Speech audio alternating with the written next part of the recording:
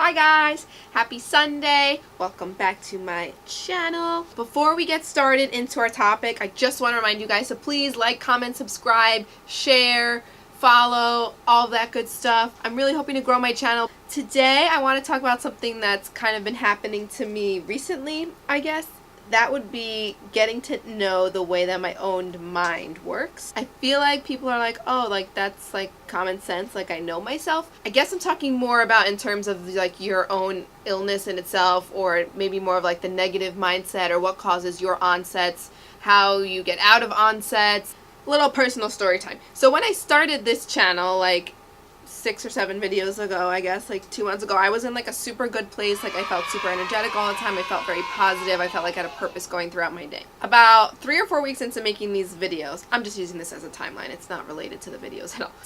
I kind of fell off the wagon a little bit in terms of a routine, in terms of feeling motivated, in terms of feeling happy. And a big reason for that was because I got like sick, like I got a cold or something like that. That one like small thing, which I guess for other people it could be like a small thing, just like a little snag, but for me it just like kind of made all the pieces tumble and fall. That's how it felt to me. I was really struggling with that because I stayed sick for like 3 weeks and I stayed in this kind of down, depressed state, and I really wanted help getting out of it and figuring out like what exactly was going on, because I felt like the reason I got sick was probably because I was run down. So I just wanted some help. So I called my Buddhism teacher. I told her what was going on. I was like, I'm really sick, and so I don't have energy to do anything. I can't hang out with friends. Like I just feel trapped, really, like in my boring routine of work in my bed, just trying to make everything work at its bare minimum functioning level.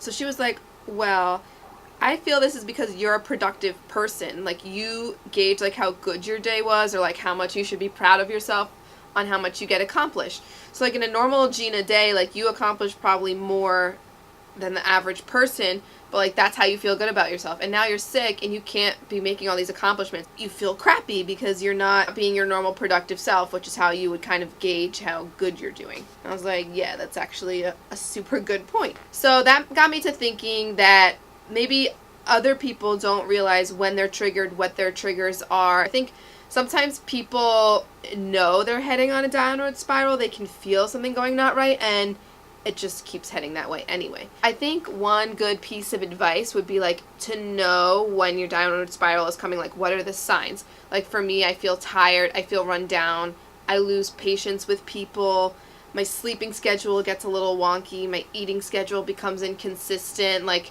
kind of like my routine starts to falter. During these times, I think something I know I could do better, and maybe you guys as well, is being better at avoiding my triggers so that I don't continue to spiral down.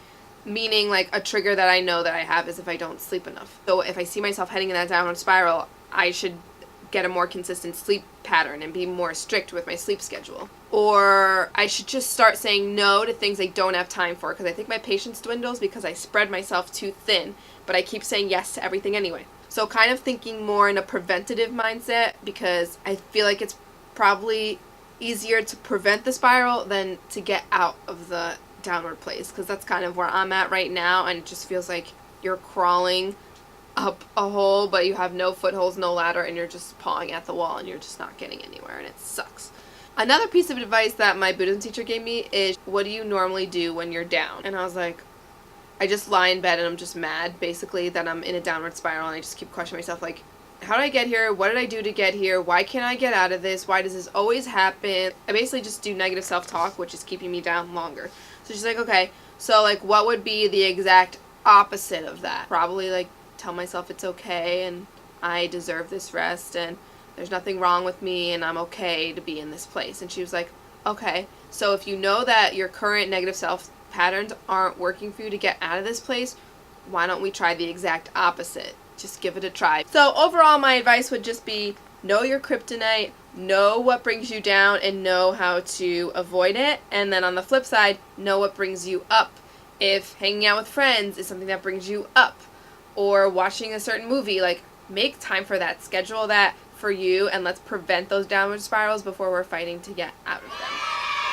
Alright guys, question of the day. Boom, I know my phone magically appeared in my hands. Okay, I was just looking through messages to find one. Okay, so Today's question of the day, we're going to be talking about how anxiety can get in the way of like things you want to do.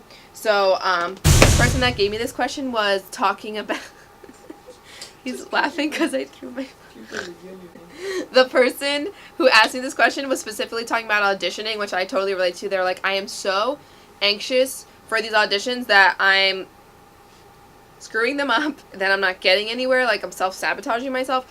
And I relate to it on that note, and I also relate to it on the note of driving. I did not drive for like a solid 5 years of my life because I had an extreme fear of it. Like I drove the bare minimum to get my license, and then I stopped driving, and I recently just got a car and just starting to drive. Like now I feel so much more comfortable with it. In my case, I literally just had to jump into it, and it was so frightening at first. It was terrifying. I would cry in the middle of highways. I would start sweating like 10 minutes before I had to merge on a highway. I would start sweating and shaking. Like it was awful. But I was lucky to have a supportive person, shout out at Gabriel Chingolani Photography, who sat in the passenger seat with me and just like had the patience for it. And now like driving for me is something that's like so much more normal. Like, are there instances where it still causes me anxiety? Yes, but the vast majority of the time it's become part of my routine day, and if you told me that would be the case 5 years ago, I would have said you were insane because it honestly was so frightening to me. Kind of what I learned from that, which people have said before, but like just like jump into it, but also maybe try and find a reliable buddy or accountability buddy or someone to check up on you and like make sure that like you're okay. I'm not gonna lie, like fear is still a part of the process and it's still going to happen. In terms of auditioning, I think it's similar too in that it is a skill, and it auditioning in itself, like not just singing, not just acting, like auditioning is a skill. The more you do it, the less horrifying that it is. So like I'm trying myself to go into auditions more in the mindset of like this is a practice audition. Like I'm not there to get the part, I'm there to practice auditioning. And I feel like that takes some of the pressure off because then you start looking at it as like a learning experience rather than like a failure. And just keep in mind that especially with auditioning, like 90% of what's going on is like not even you. You could walk in the room, not say a word, and they already know you're wrong. Auditioning sucks. It's so superficial. Like in a real rehearsal process, you'd have time to perfect things and fix things and talk things out to the director. But just try and gain confidence by just like running at fear. Like Will Smith posted a video recently, like, all great things lie on the other side of fear.